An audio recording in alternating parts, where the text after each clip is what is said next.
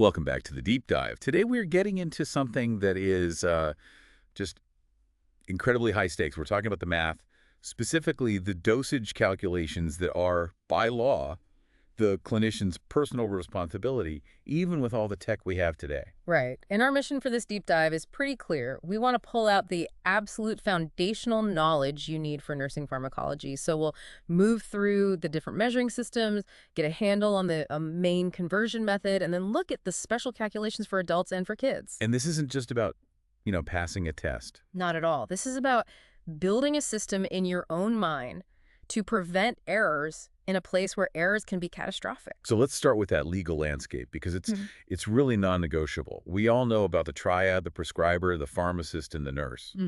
But the source material was so clear that the nurse, as the person actually giving the medication, is legally and professionally on the hook for any mistake. That responsibility is absolute.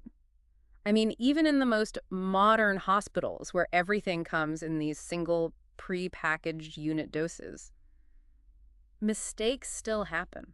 How so? Well, the label could be wrong, the dose in the package could be incorrect, the original order from the prescriber might have been flawed to begin with. So just trusting the packaging isn't enough. If you just trust the unit dose format, you're giving up that final, critical intellectual check. But wait a second, isn't that the whole point of unit dose packaging? To eliminate that risk.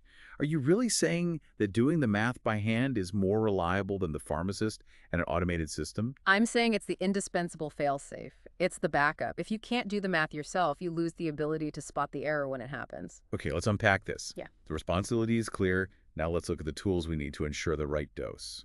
And that starts with this kind of bizarre landscape of different measurements. Yeah, you'd think it would be standardized by now. You would. But the core issue is we're still dealing with 4 different systems. You've got metric, apothecary, household, and avoirdupois. Right. Now, the good news is the metric system is king.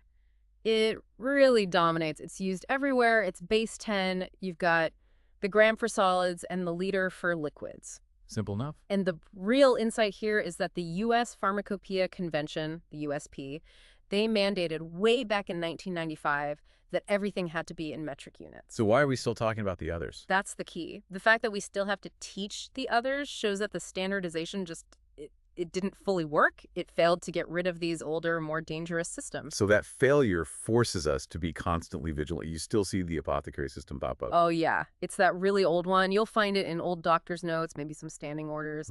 The key units are the minim for liquid and the grain or gru for solids. And it has that weird formatting, right? It does, and that's how you spot it immediately. It uses Roman numerals after the units, so you'll see something like GRXV. That's 15 grains. So it forces a translation every single time. Every time. Then you've got the household system. Teaspoons, tablespoons, pounds. We don't really use this in a clinical setting, but it becomes a huge safety issue when patients go home. Absolutely critical. We have to tell patients you must use a standardized measuring device, because a regular teaspoon from your silverware drawer can hold up to twice the volume of a proper measuring teaspoon. Wow. So a 5 milliliter dose of antibiotics could easily become a 10 milliliter dose. Exactly. A huge error from a simple kitchen spoon. And then briefly, there's that 4th one, the avoirdupois system. Yeah, that's mostly for bulk medications from the manufacturer. And to make it even more confusing, its ounces and grains are different from the other system's ounces and grains. Ugh. Okay, and beyond those 4, there are also these unique drug-specific measures. Right, things that measure biological or chemical activity. Take units, for example, for insulin or heparin. A unit measures the drug's effect, not its physical weight. So 100 units of heparin weigh something completely different from 100 units of insulin.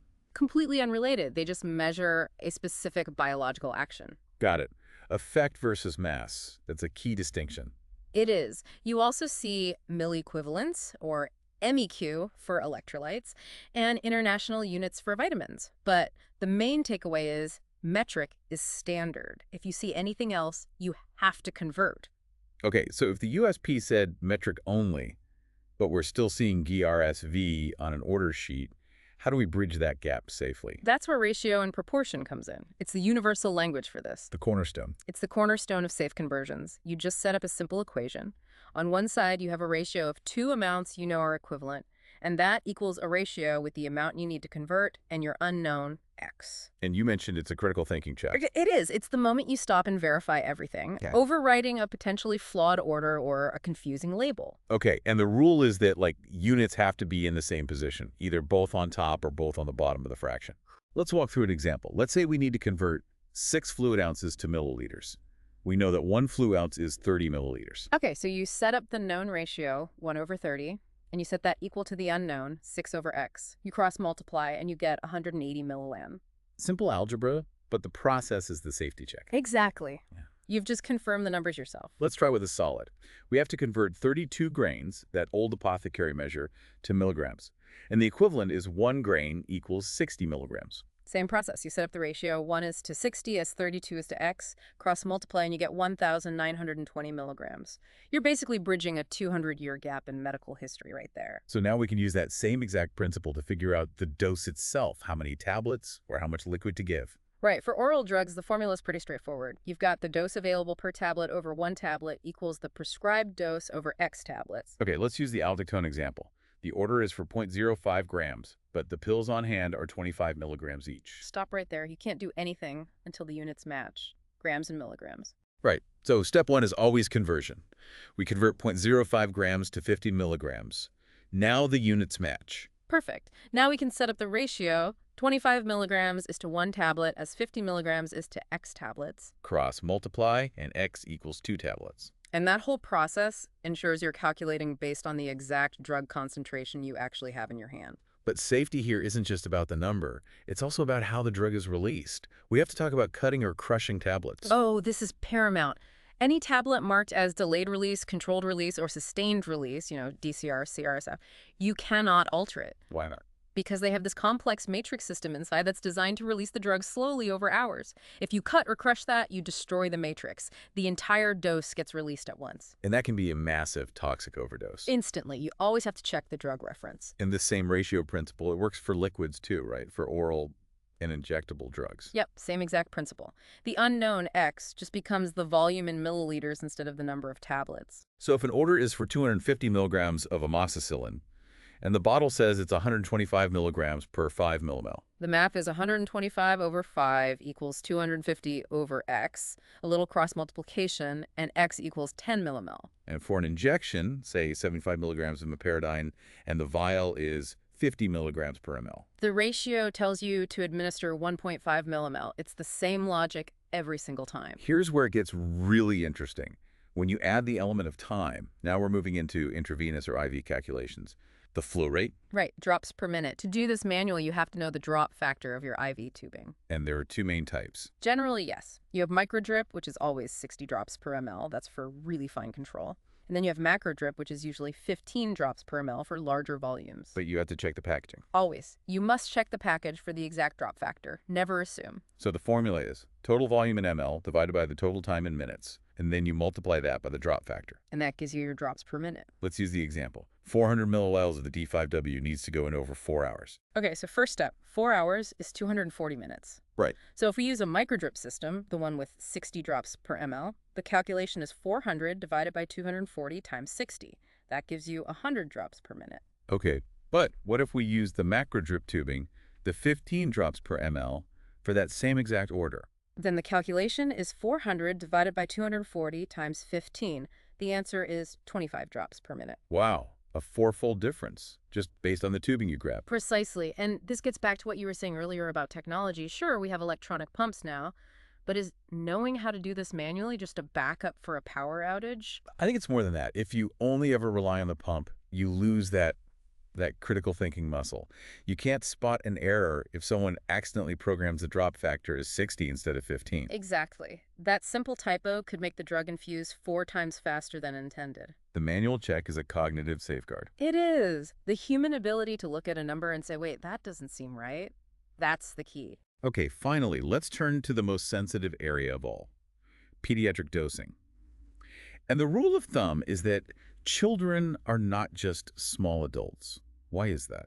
It's because their bodies handle drugs in a fundamentally different way. We're talking about all the areas of pharmacokinetics, absorption, distribution, metabolism, excretion. All of it is different because their organs are still immature. So their livers and kidneys might not clear a drug as effectively. Right, so they usually need smaller doses.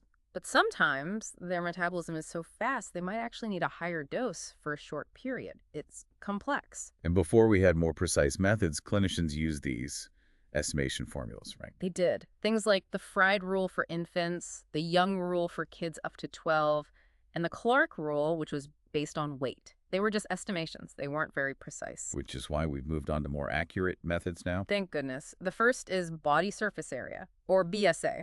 This is generally considered the most precise because it takes both height and weight into account. And you need a special chart for that? You do.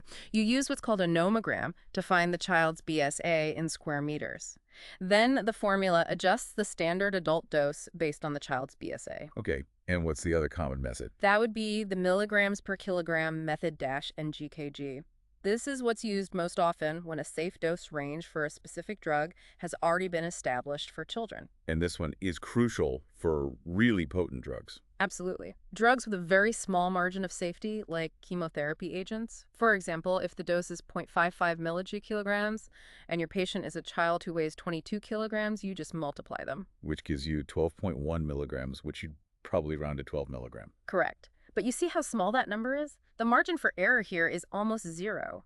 A tiny calculation mistake can have enormous consequences. Which is why there are extra layers of safety. Yes. Extreme caution is mandatory.